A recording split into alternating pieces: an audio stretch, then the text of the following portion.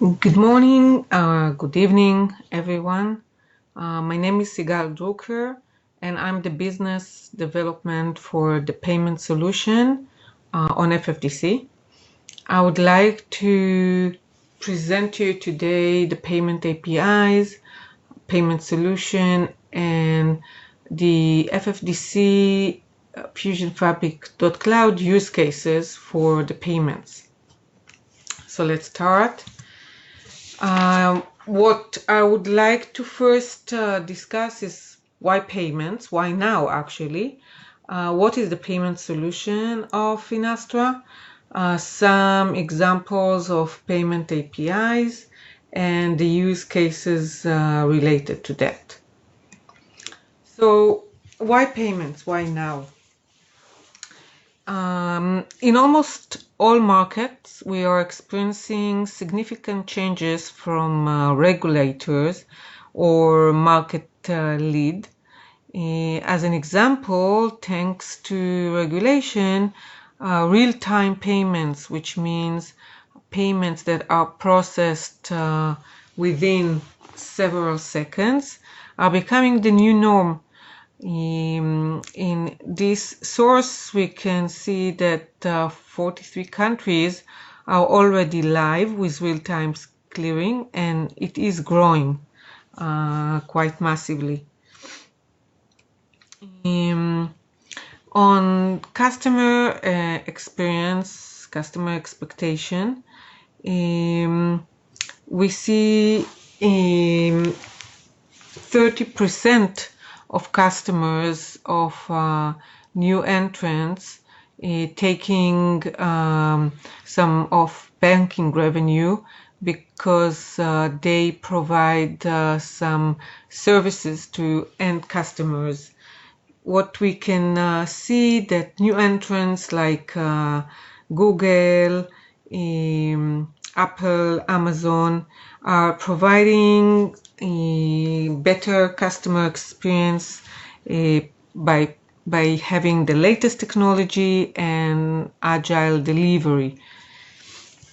And in addition, you may have heard of openness or open banking, what we called 66% of banks believe that open banking will help create additional revenue for their organization, a different revenue.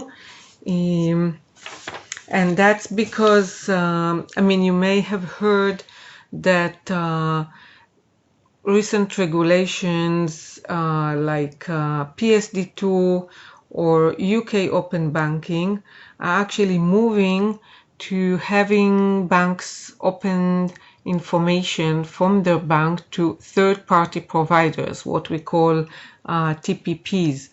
And they will have to do that by the request of their customers.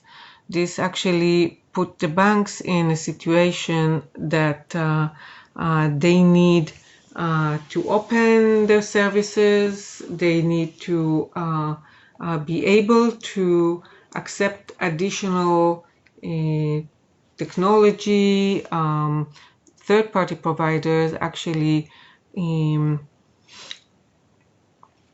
looking at requiring some information.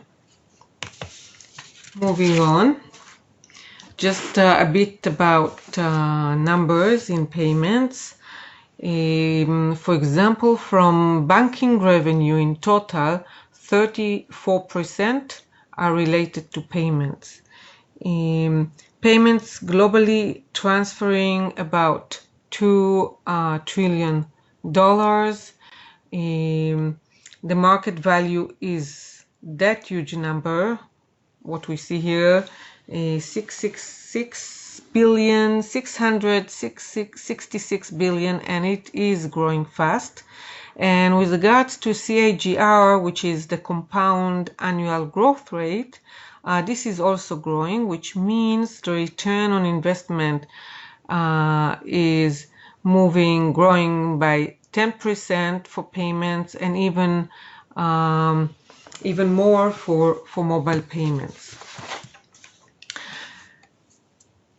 So we can see here that with what is going on in the payment industry and with the need, the requirements by regulation for banks to open their services, the data upon request of the customers to additional fintechs, that there's a lot of opportunities around payments. So a bit about the payment solution, just to understand what's processing it is performs. So if you take the payment ecosystem, on the left hand side we have the channels, the different channels that the customer can actually transfer money through, whether it's mobile application or corporate channels or even going to the branches. Below we see the bank's core systems that provide additional services, whether it's foreign exchange rates or accounting systems that perform fraud detections, etc. And on the right hand side we have the different clearing houses, whether these are clearing houses that process single payments like real-time gross settlements or EBA Target 2 in Europe, whether it's a cross-border scheme like SWIFT, real-time, or even file clearing houses like ACH. The GPP Payment Hub actually operates in this ecosystem and includes different modules. Whether we have the I-value, which is the single payment processing, mass payments, which is files, processing files, which is includes a number of transactions, immediate payments or real time. These are payments that are processed in several seconds. Order management, which actually get the payments and can validate and route them to the different payment models. And liquidity management. What happens in GPP that payments are received from the channels by MQ via API into the payment hub. They are processed in GPP, perform any request to the bank core system, and when complete the processing, send the payment through the relevant clearing houses. In addition, as we discussed, due to open banking, it allows via the Fusion Fabric.clouds to 3 third-party fintechs connect to the payment hub using their APIs. Hope this is clear. So let's move to payment APIs. Why? So first of all, what is the mission statement of payment APIs? So first, APIs are actually will provide to the banks what we call value-added services, and meaning that they will provide additional services for customers that actually enlarge their capabilities. It can reduce integration cost for working with third-party providers because the API is already integrated within the GPP, and it can increase customer satisfaction by providing these services.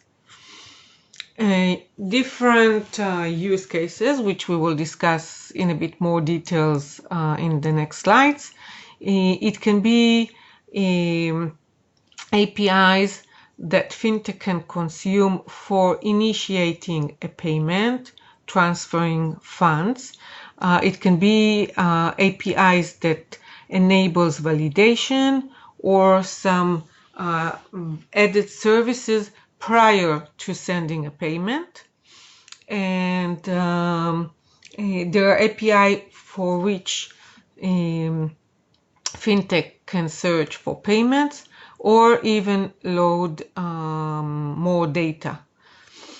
The target audience for this API can be the banks, because they actually can be the supplier of this API when they have GPP. It can be corporate or consumer, as I mentioned before, third-party providers, which can actually consume the APIs that we publish, or fintechs that want to provide services by the open banking to the customers using these APIs. What is actually the value for the banks, for our customers? So by having this API, they can increase revenue, whether it's by increasing STP, straight-through processing, sending payments without manual intervention, and by increasing customer satisfaction, because they provide more services to the customers, more efficient processing as well, and by that increase their satisfaction. So as providing this introduction, I want to move to some of the APIs that the payment solution published today on fusionfabric.cloud, on the platform.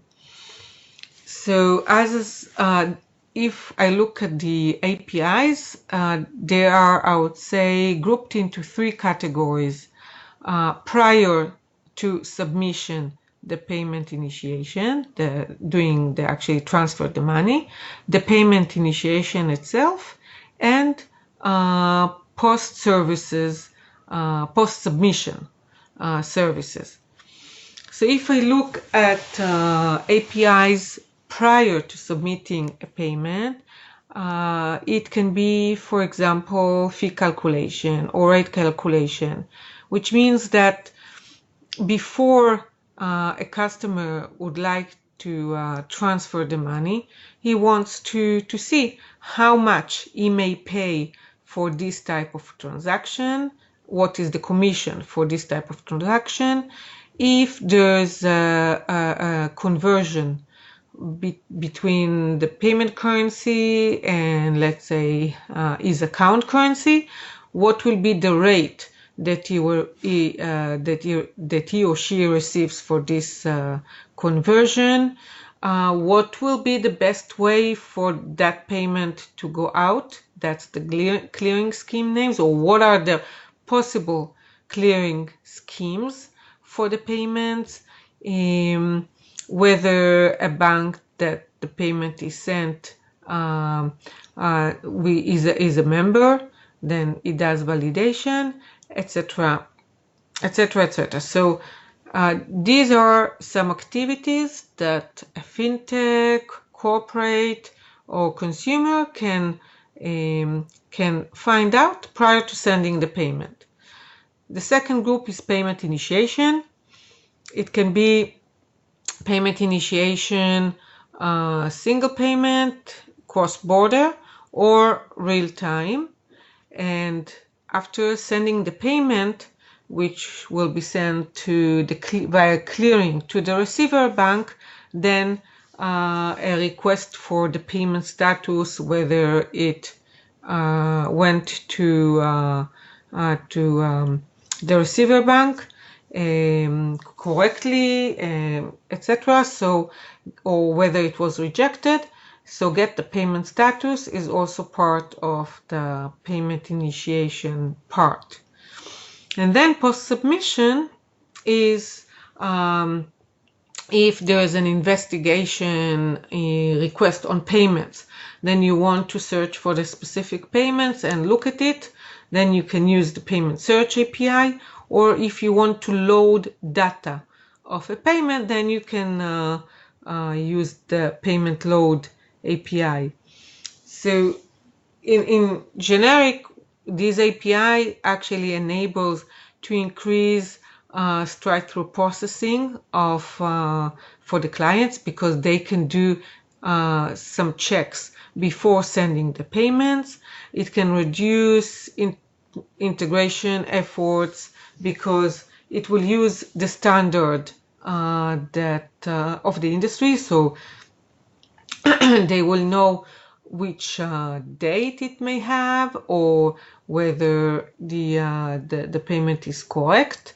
And it can also streamline the operation, and because of that actually reduce the cost of the bank by operating the payments. So let's move to some use cases. There was a recent publication now in Money 2020 about Baxi. Baxi are actually going to integrate with Finastra by using the payment initiation API. So just to give you an example of this use case, assuming there is a bank in Canada which the customers of that bank wish to send payments to a customer who its bank is in US. The current possibility of sending money between countries is sending money via SWIFT, transfer the payment via SWIFT, which is a cross-border network. And then when it gets to the US, the bank that receives the payment can send it locally in US via real-time schemes. However, the cross-border processing may take 1 or 2 days, depending on time zones, and mainly depending on time zone. What Baxi actually suggests provides is the ability to send cross-border payments via their network within few minutes. So if customers of Bank A in Canada wants to send a payment to US, Bank Canada can call the Baxi network, and Baxi network has accounts with Bank A in Canada and also have an account with Bank B in US. The Bank Canada will actually call Baxi. Baxi will then call the GPP payment initiation API, the payment initiation API, via the fusionfabric.cloud. When it gets to GPP, GPP does the processing that is required of the payment in real time, and then will send a payment status to Baxi that the payment sent through successfully, and Baxi will return this status back to Bank A in Canada. Another example, this is an example of a fintech which actually going to publish their API. What NetGuardians does is they provide a fraud detection per payment. They have they look at the behavior of customers, and they have AI capabilities, which accordingly can indicate if the payment is actually fraud or not. So in this use case, customers of Bank A want to send a payment to whatever bank. What GPP does, for each payment, they will actually call NetGuardian via the Fusion Fabric.cloud and will request for fraud check. So GPP will call the NetGuardian's API. NetGuardian's API will send the payment, will send the information via the platform. NetGuardian will do the processing, validation, and via their application, via their solution on the platform, and return the status response, whether the payment is okay to continue processing or there is a fraud detection and it should be looked and investigated by manual operation. So this is actually a use case where the fintech itself will publish the API, and then each bank that needs to do fraud detection then can connect with NetGuardian, sign a contract, and then start using the integration that we have with NetGuardian via Fusion Fabric.cloud. Another example, a bit similar to the Baxi use case. However, in this case, we can see that a fintech that may have customers like corporate treasurer, corporate CFO, small businesses, before they want to, let's say, due to openness, then they can now get information from several banks where they have account in, or if they want to transfer money between between two accounts, they can actually indicate a fintech to actually do this process for them. And because of open banking, because of PSD2, the banks are obliged to actually provide these capabilities, do this transaction or provide the information if the customers actually provide the consent to the bank to do so. So in this case, a fintech can actually use the get balance API that GPP publishes in order to find the balance of the corporate in Bank A or find it in Bank B. It can also, for example, use the get fee APIs to calculate fees for the corporate before they transfer the money, and then call the payment initiation API to transfer, let's say, money between Bank A to Bank B. These are the examples. So what is actually the next steps for you if you wish to start developing some applications on the platform to work with the payment initiation, with the payment APIs? So if you go to Fusion Fabric.cloud and then you go to the API catalog, you will be able to see, if you filter on by the payment, the different 12 APIs that are currently on FFDC. APIs that I discussed before, like payment initiation, payment throw initiation, and additional APIs. So good luck for you, and hope you will have some great ideas for the hackathon. Thank you. Bye.